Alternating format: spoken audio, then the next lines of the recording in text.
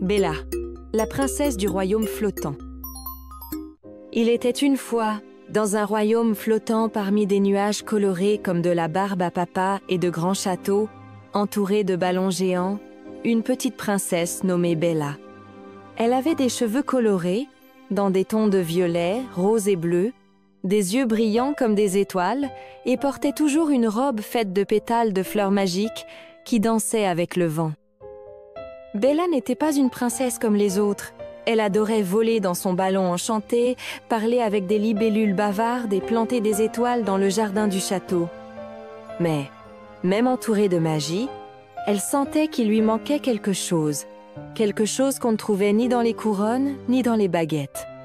Un matin, un son étrange résonna dans le ciel du royaume. C'était comme un murmure venant des nuages sombres du nord. Personne n'osait s'y aventurer. Mais Bella, pleine de curiosité, décida de percer le mystère. Volant dans son ballon, elle traversa la brume et découvrit une tour endormie, entourée d'arbres qui murmuraient des secrets. Au sommet, sur le nuage le plus haut, se trouvait une grande porte avec un cœur gravé dessus. Lorsqu'elle s'en approcha, une chouette apparut et dit « Seul celui qui écoute avec le cœur peut ouvrir cette porte. » Bella resta silencieuse et écouta. D'abord les branches, puis le vent, jusqu'à entendre un petit sanglot venant du sol. Elle creusa doucement et découvrit une petite créature brillante, semblable à une goutte de lumière. « Je suis perdue. Je me suis enfuie du miroir du silence et je ne sais pas comment revenir, » dit-elle en sanglotant. « Ne t'inquiète pas, tu n'es plus seule, » répondit Bella, la prenant tendrement dans ses bras. À cet instant, le cœur brilla et la porte s'ouvrit. À l'intérieur, flottaient des miroirs contenant des souvenirs oubliés, des étreintes, des rires, des larmes. La créature lumière expliqua « Voici la salle des émotions oubliées. Quand quelqu'un cache ce qu'il ressent, ces émotions viennent ici. » Bella s'approcha d'un miroir éteint et vit une image d'elle-même, seule au milieu de la foule. Les yeux pleins de larmes, elle murmura « Je cachais mes sentiments, de peur d'avoir l'air faible. »« Mais ressentir, c'est être fort, » répondit la petite créature en souriant. En touchant le miroir, une lumière chaude entoura Bella. Tous les miroirs s'illuminèrent et les créatures lumière s'éveillèrent, s'envolant pour redonner les émotions au monde. De retour au château, Bella n'était plus la même. Elle écoutait désormais avec le cœur, riait avec l'âme, et ses étoiles brillaient plus intensément dans le jardin. Ce soir-là, avec sa baguette de lumière, elle écrivit dans le ciel « Ressentir est le pont qui unit les cœurs. » Et cette phrase devint une légende parmi les royaumes flottants, rappelant à tous que même les princesses les plus magiques doivent parfois simplement écouter.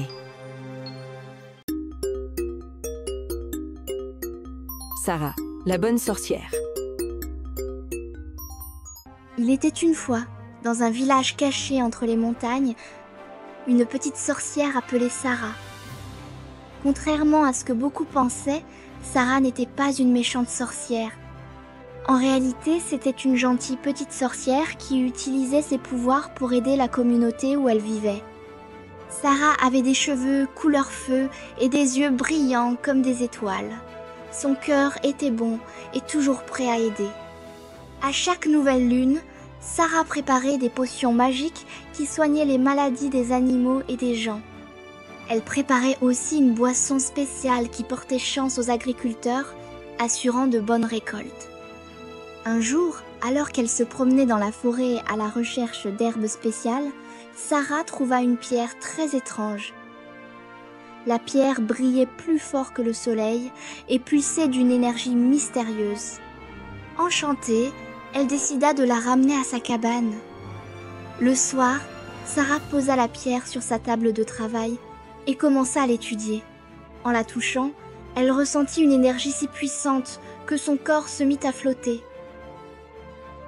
Elle était émerveillée, mais aussi inquiète de ce que ce pouvoir pouvait signifier. Après avoir longuement réfléchi, Sarah décida d'utiliser la pierre pour faire une révélation magique qui changerait sa vie et celle de tout le village. Le soir suivant, elle rassembla tous les habitants dans une clairière éclairée par la lumière des lanternes. D'une voix ferme et le cœur rempli d'espoir, Sarah déclara « Aujourd'hui, je veux partager une découverte spéciale qui pourrait changer notre avenir. » Avec précaution, elle leva la pierre magique. Sa lumière inonda la clairière et soudain, tout le monde ressentit une vague d'énergie et de joie. La pierre, en libérant son pouvoir, montra à chaque habitant la bonté cachée dans leur propre âme. Ils se virent accomplir des actes de gentillesse, être des amis fidèles et prendre soin les uns des autres avec amour. Chaque personne découvrit le meilleur d'elle-même et comprit que, tout comme Sarah, elle pouvait utiliser son imagination et sa générosité pour rendre le monde qui l'entoure plus joyeux. Depuis ce jour, le village ne fut plus jamais le même. Les gens devinrent plus unis, attentionnés et conscients de la force de la bonté. Sarah continua ses promenades dans la forêt, à la recherche de nouveaux mystères et de façons de répandre encore plus de joie dans cet endroit qu'elle avait appris à aimer. Et ainsi, la gentille petite sorcière et sa révélation magique transformèrent à jamais le village caché dans les montagnes, faisant résonner son charme et sa générosité dans chaque recoin de ses terres.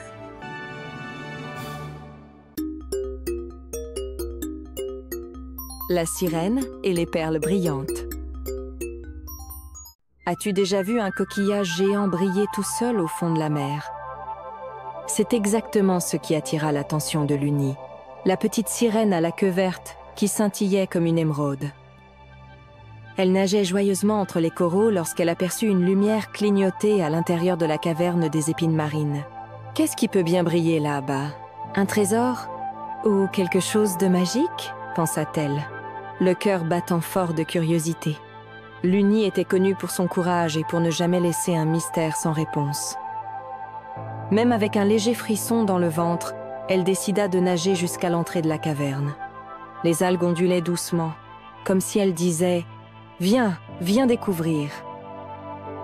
En s'approchant, elle vit quelque chose d'étrange. Le grand coquillage brillant était ouvert, et à l'intérieur flottaient 3 perles, tournoyant lentement et diffusant des lumières colorées à travers l'eau. Mais soudain, un tourbillon se forma autour du coquillage, aspirant les perles vers un trou profond et sombre. Avant qu'elle ne disparaisse complètement, Luni tendit sa petite main et attrapa l'une des perles. À cet instant précis, elle entendit une voix douce, comme si elle venait des courants de l'océan. Celle qui sauve les perles de lumière devra rendre leur éclat au royaume des eaux claires. Sans vraiment comprendre, mais sentant que c'était important, Luni décida de chercher de l'aide. Elle appela son meilleur ami, Bilo, un hippocampe orange qui parlait très vite quand il était nerveux. « Luni, les perles, elles maintiennent la lumière de notre royaume. Si elles disparaissent, les eaux deviendront sombres et tristes. » Déterminés, les 2 amis partirent à la recherche des 2 autres perles disparues. La première avait été emportée jusqu'à la forêt des méduses sautillantes. Là, elles dansaient comme des lanternes vivantes.